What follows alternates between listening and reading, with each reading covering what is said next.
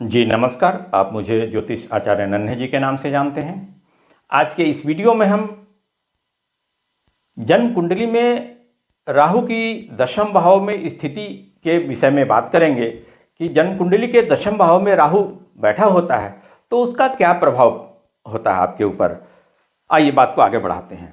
तो जन्म कुंडली के दशम भाव स्थित राहु जातक को एक उत्कृष्ट करियर प्रदान करता है, बशर्ते उसके साथ शर्त लागू है, बशर्ते कि दशम भाव स्थित राहु किसी भी प्रकार से दूषित न हो।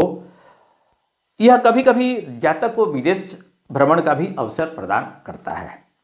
दशम भाव स्थित राहु पर अगर शनि और शुक्र की दृष्टि पड़ रही है और जन्म कुंडली में चंद्रमा पर केवल अशुभ ग्रहों का प्रभाव है, या यह कहा जाए कि शुभ ग्रह का प्रभाव नहीं है, तब राहु कि ऐसी स्थिति जातक को अत्यधिक लालची और लोभी बना देता है, चोरी करने वाला बना देता है। ऐसे जातक अक्सर दूसरों की चीज़ों पर लालच करते हैं और मौका मिलते ही बिना किसी झिझक के उन्हें उड़ा लेते हैं, चोरी कर लेते हैं। ऐसे जातक सामान्य दिखने वाले ही होते हैं और परिवार के सदस्यों, धार्मिक प्रवृत्ति वाली घरेलू महिलाओं और यहाँ तक कि अच्छे दोस्तों के बीच पाए जा सकते हैं। जन्म कुंडली के दशम भाव स्थित राहु यदि किसी भी प्रकार से दूषित नहीं है तो असाधारण राजयोग बनाता है। शुभ प्रभाव में दशम भाव स्थित राहु व्यक्ति में तर्क से परे महत्वाकांक्षा को उत्तेजित करता है। अपने लक्ष्य को प्राप्त करने के लिए वह जातक को कठिन परीक्षा देने और रास्ते में आने वाली किसी भी कठिनाई को सहने के लिए मजबूर करता है।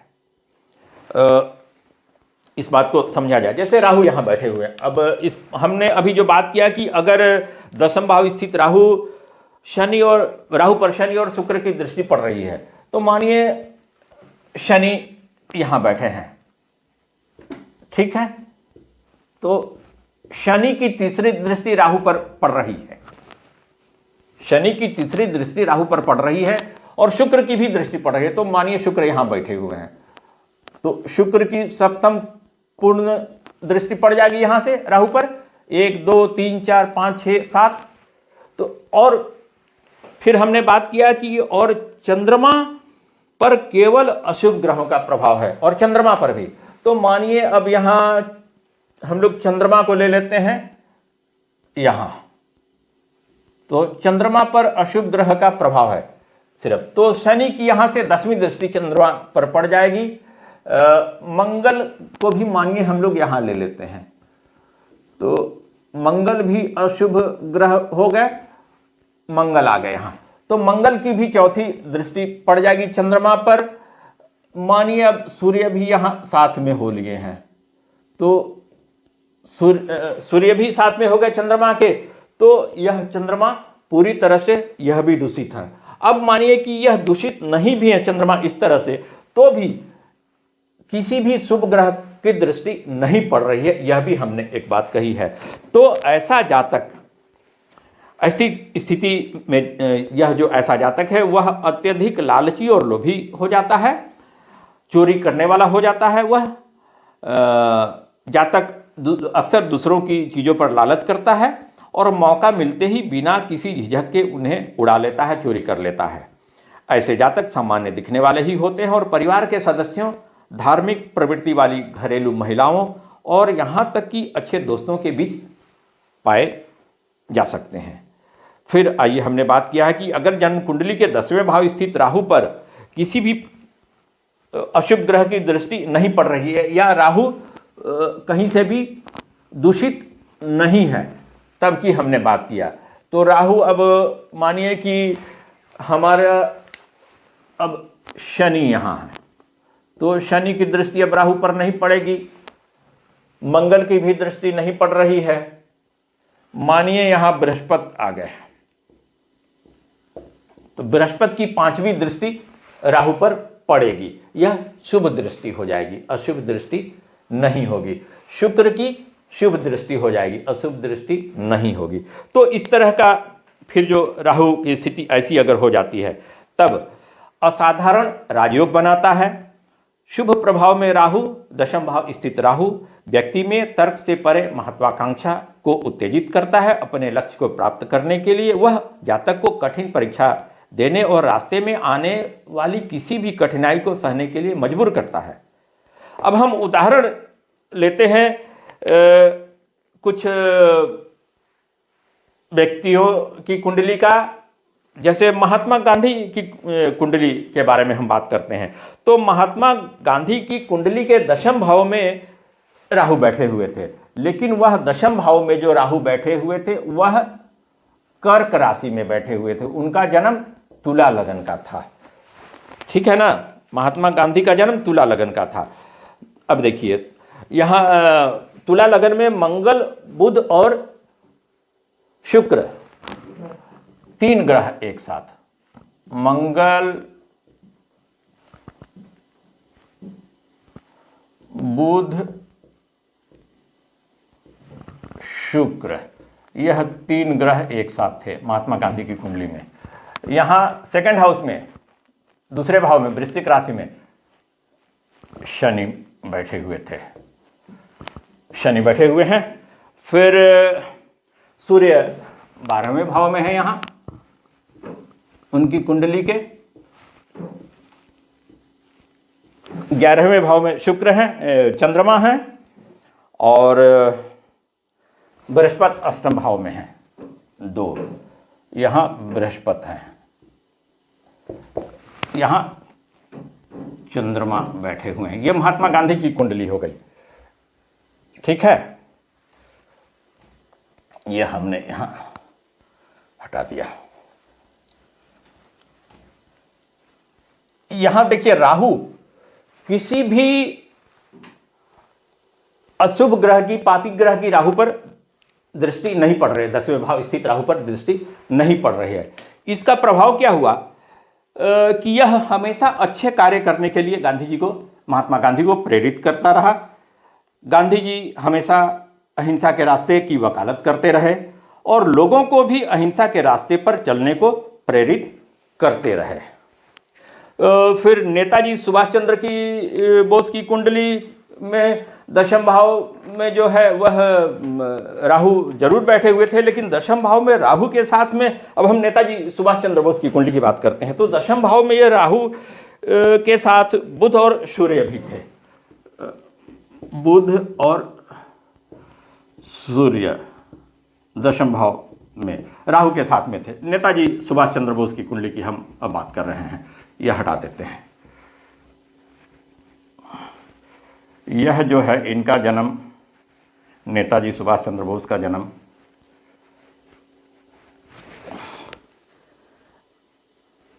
मेष लगन का है। तो दशम भाव में राहु जो है वह मकर राशि में यहाँ इनकी कुंडली में है, सुभाष चंद्र बोस की कुंडली में।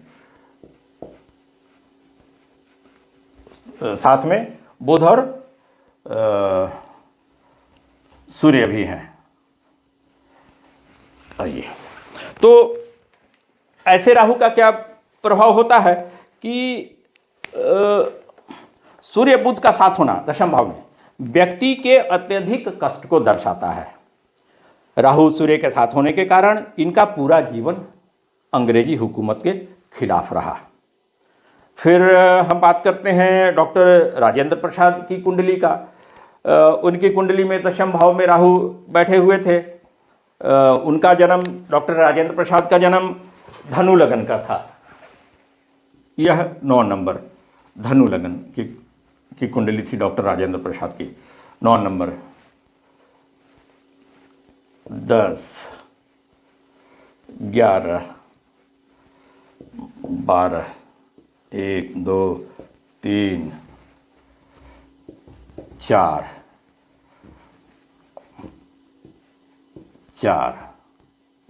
5। डॉक्टर राजेंद्र प्रसाद की जन्म कुंडली के दशम भाव में राहु जरूर बैठे हुए थे, लेकिन वह कन्या राशि में बैठे हुए थे।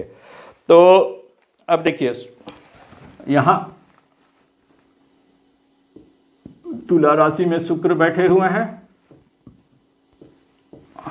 यहाँ बृहस्पति बैठे हुए हैं। डॉक्टर राजेंद्र प्रसाद की कुंडली में। अब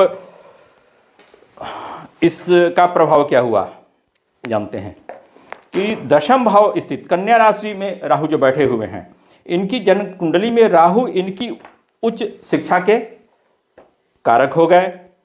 यहाँ राहु कन्या राशि स्थित अर्थात बुध के घर में है। बुध इनकी कुंडली के लगन में बैठे हुए हैं। बुध यहाँ बैठे हुए हैं और साथ में मंगल भी बैठे हुए हैं। मंगल यहाँ बैठे हुए हैं। चंद्रमा छठे भाव में है, शनि सातवें भाव में बैठे हुए हैं। यह डॉक्टर राजेंद्र प्रसाद की कुंडली हम तैयार कर रहे हैं। फिर केतु यहाँ हो जाएंगे चौथे भाव में। जब राहु दशम भाव में होंगे तो केतु चौथे भाव में हो जाएंगे। सूर्य इनकी कुंडली में 12वें भाव में है। आइए, तो राहु यहाँ कन्या राशि अर्थात बुध के घर में है और वह बुध के अनुरूप ही फल देने वाले हैं। बुध जन्म लगन धनु में पंचमेश मंगल के साथ में है। पंचम भाव का स्वामी मंगल के साथ में बुध बैठे हुए हैं। बुध के अनुरूप ही वह राहु भी फल देंगे। फिर विद्या के कारक ग्रह बृहस्पति की, विद्या का कारक ग्रह बृहस्पति होता है। बृहस्पति की 5वीं दृष्टि जो है वह बुध पर पड़ रही है, मंगल पर पड़ रही है। यह भी एक शुभकारी दृष्टि है। तो इनकी शिक्षा दीक्षा जो है राहु की महादशा में ही पूरी हुई डॉक्टर राजेंद्र प्रसाद की। यह हमारे देश भारतवर्ष के प्रथम राष्ट्रपति हुए और इस प्रकार हमने देखा कि राहु ने इन्हें एक उत्कृष्ट करियर भी प्रदान किया। फिर हम जानेंगे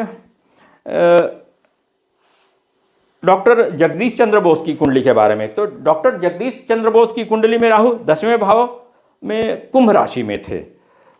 रविंद्रनाथ टैगोर की कुंडली के बारे में जानेंगे तो रविंद्रनाथ टैगोर की कुंडली में 10वें भाव में राहु थे, लेकिन वह धनु राशि में थे। यहाँ हमने अभी उदाहरण लिया डॉक्टर राजेंद्र प्रसाद की कुंडली का। तो दशम भाव में राहु देखिए यहाँ किसी भी ग्रह से दूषित नहीं है। कहिए कि बृहस्पति और शुक्र 2 शुभकारी ग्रहों से घिरा हुआ है और किसी भी पापी ग्रह के प्रभाव में नहीं है यह। तो ऐसा राहु जातक को एक उत्कृष्ट करियर भी प्रदान करता है, एक उत्कृष्ट करियर देता है। तो जन्म कुंडली के दशम भाव में राहु का प्रभाव क्या होगा इस संदर्भ में इस वीडियो में इतना ही। फिर हम दूसरे वीडियो में बात करेंगे, मिलेंगे। अगर हमारा यह वीडियो आपको अच्छा लगा, यह हमारा वीडियो आपको अच्छा लगे तो हमारे चैनल को जरूर सब्सक्राइब करें, हमारे चैनल का सदस्य अवश्य बने। फिर हम इस वीडियो में विदा लेते हैं, दूसरे वीडियो में मिलेंगे। धन्यवाद।